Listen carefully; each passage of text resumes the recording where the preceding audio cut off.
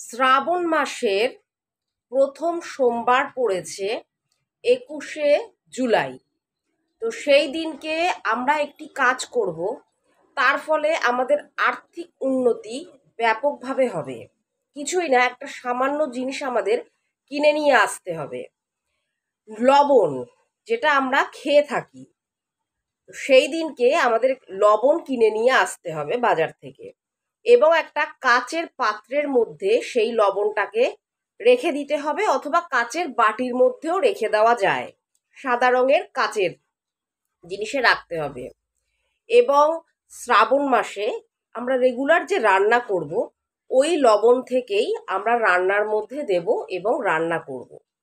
এর ফলে কি হবে, আমাদের আর্থিক উন্নতি হবে, এবং বাড়িতে যদি কোনো বাস্তু দোষ থেকে থাকে, সেই বাস্তু দোষ কাটতেও কিন্তু সাহায্য করবে।